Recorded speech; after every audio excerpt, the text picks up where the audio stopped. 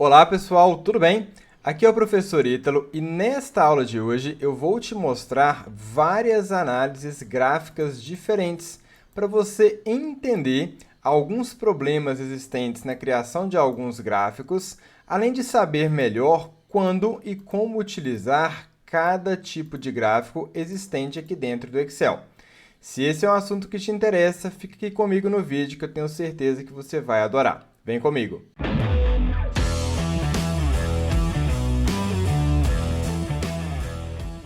A gente não vai fazer nessa aula criação de gráficos, a gente não vai fazer análise de gráficos diferentes, a gente vai focar em entender a importância da apresentação correta dos principais gráficos de Excel.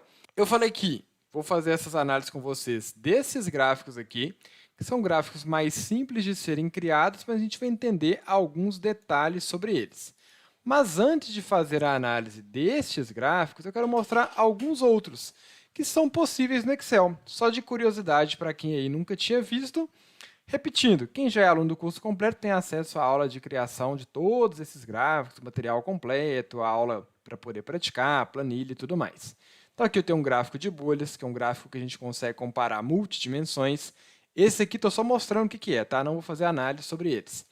Tem um gráfico aqui, que é um gráfico que a gente chama de gráfico hierárquico, e aí eu tenho dois modelos, um gráfico chamado de explosão solar e um gráfico chamado de mapa de árvore, em que eu consigo agrupar dados dentro dos outros, por exemplo, região do país e os estados dentro daquela região. Esse aqui já é um gráfico muito legal também, que é um gráfico de cascata, em que eu consigo visualizar o acréscimo progressivo e o decréscimo ao longo de um período, e ao final ter um saldo final. E aí, nesse gráfico, a gente cria lá durante o curso, eu consigo variar aqui qualquer coisa que eu quiser, automaticamente já varia o gráfico, já varia a seleção aqui em cima, desse resuminho gerencial, que é super interessante. Eu tenho aqui um gráfico de controle de níveis de estoque, e aí é uma combinação de vários gráficos de linha, então também é um gráfico legal, para você poder analisar níveis de estoque, nível de desempenho, etc.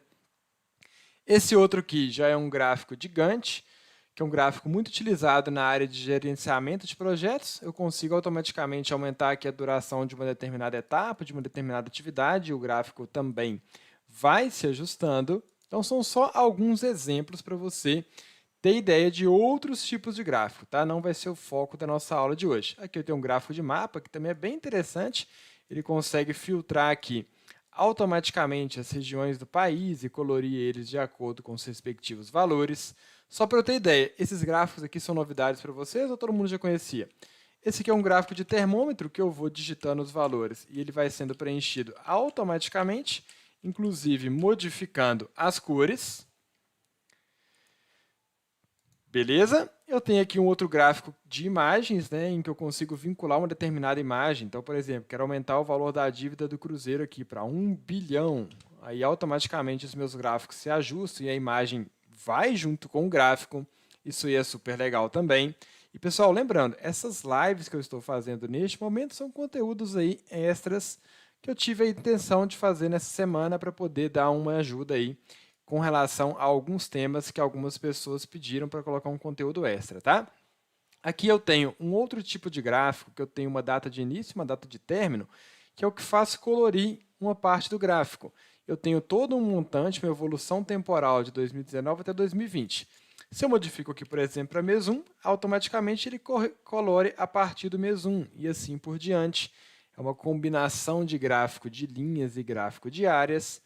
E aqui é um gráfico de velocímetro, que é um dos que o pessoal mais gosta, que eu consigo selecionar aqui um funcionário e o meu velocímetro vai se alterando automaticamente. Beleza? Isso aqui foi só para mostrar para vocês, falta só o de mini gráficos. Foi só para mostrar para vocês algumas possibilidades adicionais, não é o nosso foco de hoje, mas é interessante, principalmente para você que talvez esteja assistindo a primeira aula minha, é interessante para você saber que isso existe. Se você não me conhecer ainda, se você não é aluno, fique atento aí ao curso gratuito que vai acontecer de 8 a 11 de novembro e depois aproveite as oportunidades do curso completo também, que é o mais completo do Brasil. Bora lá, galera! Então, vamos lá. Então, o nosso objetivo aqui hoje é fazer análises de alguns gráficos, beleza? E aí alguns eu vou colocar aqui uma análise que está correta, entre aspas, ou seja, um gráfico que foi bem desenhado ali, em outras nem tanto, e outras variações que a gente pode analisar. Os 3 primeiros gráficos que a gente vai analisar são gráficos de barras. Veja que eles têm o mesmo layout, só que eles têm características diferentes. Então, olha só, sempre que eu vou criar um gráfico, eu devo selecionar ali a minha base e aí eu tenho lá as opções. Veja que na parte de barras, eu tenho barras que a gente chama de agrupadas, que é esse primeirozinho ali. Opa, voltando. Eu tenho barras agrupadas, eu tenho barras empilhadas e eu tenho barras 100% empilhadas. E são essas diferenças que eu vou mostrar para vocês nesses 3 primeiros gráficos, quando que a gente utiliza cada uma dessas situações. Antes, para eu saber se é novidade, me avise aí se vocês já conheciam esses tipos de gráfico. Eu sei que deu um bugzinho da tela preta aí e já sumiu, tá? Me avise se você já sabe as diferenças desses tipos de gráfico. Sabe ou não sabe? Me fale aí no chat. Olha só.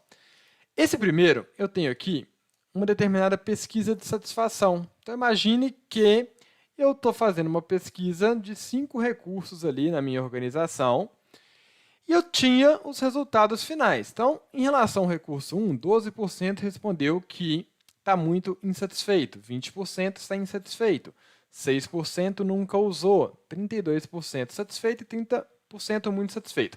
E eu tenho essa mesma análise para cada um desses recursos. O que é importante você saber aqui e que gerou a criação deste gráfico? Se eu estou fazendo uma pesquisa de satisfação, independente se eu estou fazendo com 50, 70, 80 ou 150 pessoas, é normal que o meu resultado do montante totalize quanto? A soma de todas as respostas vai totalizar 100%. Em situações desse tipo, o gráfico mais indicado ou é um gráfico de colunas empilhadas em 100% ou de barras empilhadas em 100%. A diferença é que barra é uma coluninha deitada e coluninha ela está em pé, ok? Veja que, e aí eu quero que vocês vão interagindo comigo no chat mesmo. Com este gráfico, fica fácil a gente entender primeiro que tudo está totalizando 100%? Tá, tudo está terminando aqui na mesma linha. Outro ponto. Fica fácil entender, analisando os recursos e as respostas, qual foi o nível de satisfação? Fica. Por que fica? Porque eu posso, por exemplo, quero analisar a parte de muito satisfeito. Claramente eu sei que essa parte é essa verde mais escurinha. Observando o gráfico, eu já sei que o recurso que teve mais percentual de muito satisfeito é o quê? É o recurso 3, a barrinha verde dele é maior do que as outras. Então, essa coloração proporcional me dá a sensação muito claramente daquilo que teve um melhor desempenho. É muito mais fácil eu olhar para o gráfico e entender os meus resultados do que para essa tabela, que os números são muito próximos. Eu consigo ver, por exemplo, que o recurso 3 também, apesar de ser aquele com o maior número de satisfeitos, é aquele que tem o maior número também de muito insatisfeitos. Ou a pessoa gostou ou ela odiou ali, nas duas pontas foi o que teve maior. Eu consigo perceber que também foi esse gráfico em que eu tive mais gente que não usou, 12%. Então, eu vou conseguindo comparar as fatias de cada um dos recursos. Isso aqui poderia ser utilizado em diversas situações. É um dos gráficos mais comuns, inclusive, para pessoas que estão fazendo TCCs aí, quantitativos, que têm que fazer aquelas pesquisas diversas para poder fazer as análises comparativas. Então, esse é um gráfico que vai representar muito bem. E a gente já coloca ele aqui com percentual. Se eu não tivesse indicado percentual, mas o valor bruto das respostas, seria muito mais difícil de entender o que eu estou querendo apresentar, e a gente vai vendo isso ao longo das nossas análises, tá? Eu vou voltando em um e outro, as coisas elas vão sendo amarradas aos pouquinhos, beleza? Agora, dá uma olhadinha nesse outro aqui. Olha só, eu tenho os meses, eu tenho a receita realizada naqueles meses, eu tenho qual que era a previsão de receita naqueles meses e eu tenho também a receita que ficou pendente. Então, basicamente, eu nunca consegui chegar na receita final. porque eu sempre não tive valores que chegaram ou ultrapassaram aquele valor final na receita realizada. Qual que foi o objetivo aqui? Olha só, criar um gráfico de barras que apresente a receita realizada e a receita pendente, de forma que somadas representem a previsão. Então, olha a sutileza do negócio. Eu tenho aqui todos os meses, até aí tudo bem. De azul escuro, eu tenho aquilo que foi realizado. De azul claro, eu tenho aquilo que ficou pendente. E aí é até um artifício para esse tipo de gráfico. Ele dá uma sensação, na percepção da maioria das pessoas, de que o azul escuro é como se estivesse sendo preenchido. Quando está azul claro, é porque aquela parte do azul claro não foi preenchida. Então, por exemplo, se lá em janeiro, ao invés de 40 milhões, eu tivesse 50 milhões, ele vai preencher mais aquele azul. Está vendo que ele arrastou para o lado? Então, dá essa sensação que quanto mais o azul vai sendo preenchido, mais ele vai chegando próximo da minha previsão. Se eu colocar aqui 58 milhões, vamos colocar 58 não, vamos colocar 55. 55, veja que ele está quase todo preenchido. Então, esse artifício da combinação de cores do mesmo tom, uma mais clara e uma mais escura, é bem interessante para esse tipo de situação, em que você tem previsão ou de receitas ou de despesas. Isso aqui é um gráfico de colunas empilhadas, mas não é um gráfico de colunas empilhadas 100%. Qual que é a diferença? Olha só. Olha como que ficaria se eu clicasse aqui em Design de Gráfico, Alterar Tipo de Gráfico e colocasse uma coluna empilhada 100%. Vou colocar ela aqui. Primeiro que vai dar um errinho aqui, porque eu tenho esse totalizador que eu inseri nesse gráfico e que... Deixa eu retirar ele aqui só para vocês verem, tá? A previsão. Vamos retirar a previsão aqui para ver como é que ficaria esse gráfico. Aliás, deixa eu gerar ele embaixo para não fazer bagunça. Imagine que eu fosse fazer esse gráfico aqui com previsão 100%, de coluna empilhada 100%. Selecionei aqui o mês, a receita e a receita pendente. Na hora que eu gero aqui um gráfico de coluna empilhada 100%, olha a percepção, apesar das cores, ignora as cores. Se eu gerasse com coluna empilhada 100%, ele entende que cada um dos meses contém 100% do valor desejado. E aí todo mundo termina no mesmo ponto. Ficaria igual o gráfico 1. O gráfico 1 eu tenho essa necessidade. Por quê? Porque a soma de tudo aqui é de fato 100%. Já no gráfico 2 não é, me passaria uma sensação completamente errada.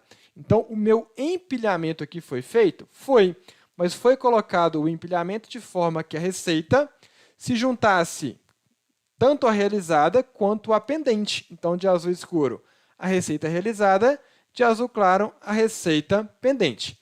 E esse totalizador foi um artifício, uma gambiarrinha, que lá no curso completo eu ensino a fazer também, para você colocar esse valor aqui, que por padrão ele não apareceria. Mas deu para perceber a diferença dessa barra empilhada 100% e da barra empilhada com os valores da forma como eles são, ou seja, os valores absolutos. E deu para perceber também esse detalhe das cores. Vocês concordam com a análise que eu fiz? Que esse tom mais escuro, junto com o tom mais claro, vai dando essa percepção que o valor está sendo preenchido? O que vocês acham? Pode me falar aí no chat. Uma outra coisa interessante no gráfico anterior, tá? Em relação às cores. Por exemplo, um ponto importante, nunca usou. É interessante usar uma cor neutra, tipo um preto, por exemplo. Cores que representam coisas positivas, normalmente a gente coloca verde. Negativa, às vezes é o vermelho, às vezes você coloca uma cor mais escura também, aqui for o azul. Então, depende daquilo que você quer demonstrar, tá? Poderia ter sido vermelho aqui também, que casaria muito bem. Beleza? Compreender a diferença entre esses dois? Ok? Assim como também não teria sentido eu fazer isso aqui, ó. Selecionar os valores e gerar um gráfico, que é o próximo que a gente vai ver, de... Assim, até tem sentido, mas nem tanto. Por causa do meu objetivo aqui, gerar um gráfico de barras agrupado. O agrupado, eu estou fazendo uma comparação direta da receita pendente com a receita realizada. Só que aqui não está muito interessante. Olha só, fica fácil de você entender o que está acontecendo com este tipo de gráfico aqui? O que vocês acham? Então, não foi uma comparação tão feliz. Já se eu estivesse comparando duas coisas de mesmo propósito, como por exemplo, eu tenho dois funcionários e eles têm ali determinados critérios em que eles foram analisados. Aí sim tem sentido e fica legal eu criar um gráfico de barras agrupados, porque eu vou colocar os dados de um funcionário ao lado do outro, e aí claramente, batendo o olho no funcionário, eu percebo que se a barrinha vermelhinha for maior, significa que o funcionário 2 teve o melhor desempenho naquele critério. Se for azulzinha, quem teve o melhor desempenho naquele critério foi o funcionário 1. Então, eu estou fazendo ali uma comparação direta entre funcionários.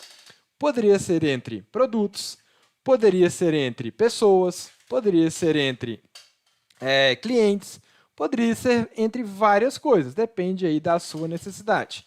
Mas perceba que a gente fez o mesmo tipo de gráfico, que é o gráfico de barras.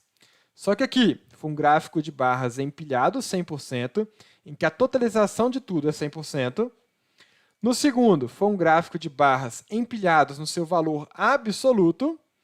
E no terceiro, foi um gráfico de barras agrupados, que é utilizado, neste caso, para comparações diretas. Captou? Beleza? Entenderam? Bacana. Vamos para o próximo. Agora, vamos pegar aqui uma outra situação. Aqui eu já gerei dois gráficos. Olha só, é a mesma base de dados. Eu tenho os mesmos dados. Só que esse aqui está organizado de uma forma e esse aqui está organizado de outro.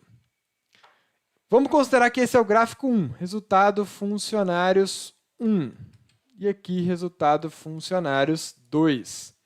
Olhando para os dois gráficos, qual você acha, olhando para os dois gráficos, qual você acha que representa de maneira mais adequada o desempenho ali do resultado dos funcionários? O que vocês acham que está representando ali de maneira mais eficiente? Me fale aí no chat o que vocês acham que está representando de maneira mais eficiente. Olha só, esse aqui eu ainda tenho poucos valores. E aí, às vezes, alguém ainda vai falar o resultado 1. Mas, quanto mais valores você tiver, você vai ver que é mais importante ainda que os seus dados estejam aqui classificados. Este foi um gráfico cujo objetivo foi comparar cada um destes funcionários. Deixa eu até copiar funcionário aqui. Foi comparar cada um desses funcionários. Quando eu faço essa escadinha, eu tenho a noção clara e rápida de qual foi o melhor. Eu tenho a noção muito clara e muito rápida ali de qual foi o melhor daqueles funcionários. Beleza? Ok? Tranquilo? Então, a estrutura, a ideia deles foi o mesmo, tá? Poderia ter até sido o mesmo valor, que não faz diferença ali para o nosso propósito. Só quis mostrar para vocês que a estrutura, ou seja, o objetivo, foi o mesmo. Beleza, eu vi que vocês falaram aí que foi o gráfico 2. Legal? E onde está o detalhe aqui? Está na classificação. Vamos tentar fazer um negócio aqui. Ó. Vou dar um Ctrl+C, Ctrl+V. Aí ele ficou igualzinho, tá do outro lado. E aí, basicamente, o que está feito ali foi o seguinte.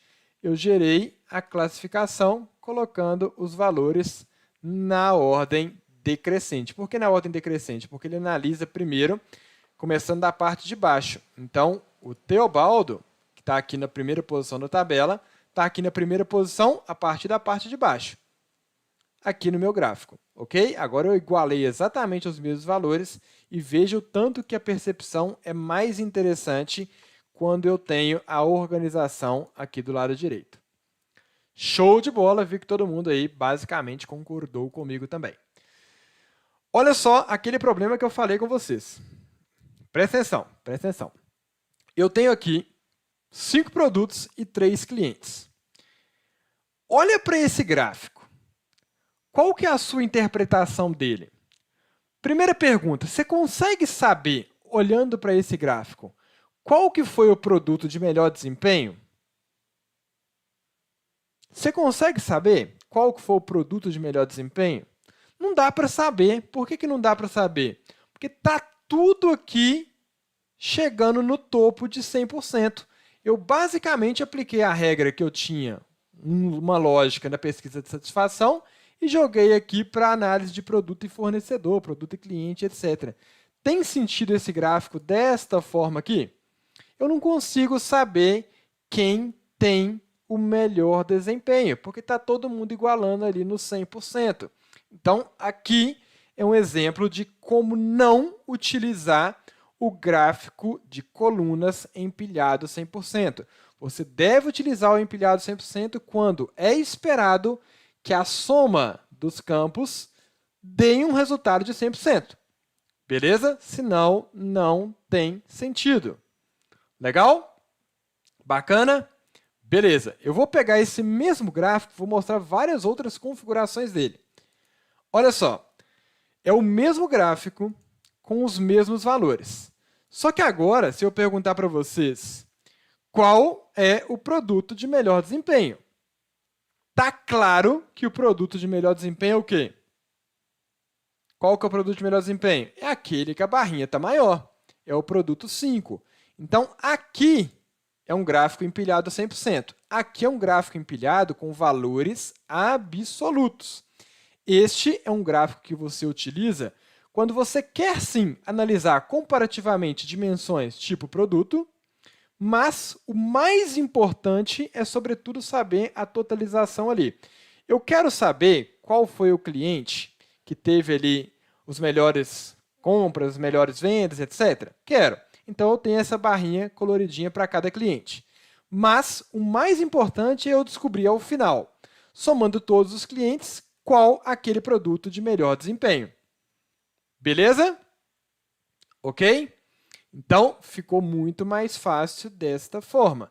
E a barrinha coloridinha aqui, cada uma de uma cor, vai me trazer aquela análise que eu vejo qual cliente teve o melhor desempenho também em cada um dos produtos.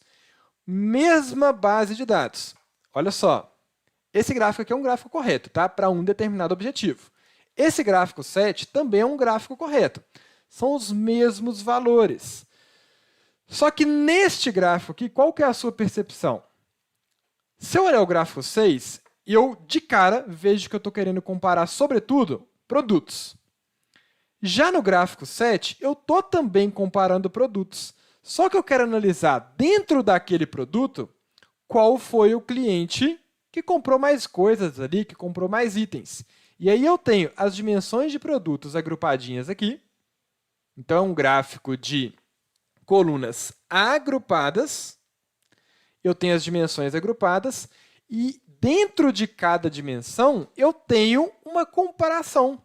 Então, dentro de cada dimensão, eu tenho uma comparação direta. Eu sei que do produto 1, quem comprou mais? Cliente 1. Eu sei que do produto 2, cliente 2. Do produto 3, cliente 1. Do produto 4, cliente 2. Do produto 5, cliente 2 também. Então, apesar de serem as mesmas informações, esses dois gráficos têm propósitos diferentes. Aqui o meu principal objetivo foi descobrir, somando tudo, qual o produto de melhor desempenho. Já nesse outro, o meu principal objetivo foi descobrir, dentro de cada produto, qual foi o cliente mais representativo. Captou? Deu para sacar essa diferença entre os dois? Veja que é a mesma base de dados, mas o meu propósito ali foi completamente diferente. Nada impediria, inclusive, de você ter os dois gráficos para analisar dimensões e objetivos distintos. Captou, pessoal? Estão achando legal? Me fala aí se vocês estão achando legal para eu fazer mais aulas desse tipo. Chique? Beleza? Olha o gráfico 8 aqui. O gráfico 8 é igual ao gráfico 7. Mas vamos lá, eu quero que vocês me passem a percepção. Se eu te mostro o gráfico 7 e te pergunto o seguinte, opa, teve algum cliente ali que teve um desempenho legal? Você vai começar a olhar para esse gráfico e você está vendo que o topo está aqui em 450. E você está vendo que alguns estão chegando próximo desses 450. Agora, dá uma olhadinha no gráfico 8. É o mesmo gráfico, galera. É o mesmo gráfico, não tem nada de diferente. Qual que é a única diferença que eu tenho do gráfico 7 para o gráfico 8? A escala. No gráfico 7, o meu eixo está indo até 450. No gráfico 8, até 900. Quando eu coloco a escala desproporcional, ou eu faço isso errado, ou eu faço isso com o objetivo de mostrar algo. Se eu tiver feito aqui por engano, esse gráfico não está apresentando nada que eu queria. Ele está com espaço em branco aqui sem sentido. Agora, imagine que a minha meta, presta atenção, imagine que a minha meta por cliente era 800. Quando eu apresento o gráfico desta forma, eu estou passando a informação de que ninguém chegou perto da meta. Eu tinha o objetivo ali de ter uma venda de 800, ninguém está perto do 800. Já nesse outro, eu não estou passando essa informação, eu estou simplesmente comparando os clientes. Então, veja que a sutileza foi isso aqui, ó, botão direito, formatar eixo e o máximo. Assim como se eu aumentasse o máximo mais ainda, 1.800. Os meus gráficos ficam menores ainda e eu passo a impressão que está todo mundo ruim. Se aqui tivesse indo só até 500, eu não passo a impressão que está todo mundo ruim. Se eu tivesse colocado aqui até 450, que é igual ao outro, eu não passo a impressão que está todo mundo ruim. Então, depende daquilo que você quer apresentar. Se o meu objetivo é mostrar que eu tinha uma expectativa de chegar ali próximo dos 1.000, próximo dos 900, esse gráfico está legal. Agora, se não, se eu simplesmente configurei o eixo errado aqui, eu estou passando uma impressão errada. Na hora que eu bato o olho nesse gráfico e bato o olho nesse, eu tenho percepções diferentes. Aqui, para mim, eu interpreto que está todo mundo ruim. Aqui não. Aqui eu consigo ver que alguém está se destacando. Legal? Deu para perceber essa outra sutileza em relação ao eixo, à escala? O que vocês acharam? Top? Beleza. Bora para o próximo. Olha só, mesma coisa. Eu tenho aqui agora o gráfico 7, é igual ao gráfico 9. Só que aqui eu coloquei um critério a mais, eu joguei a meta.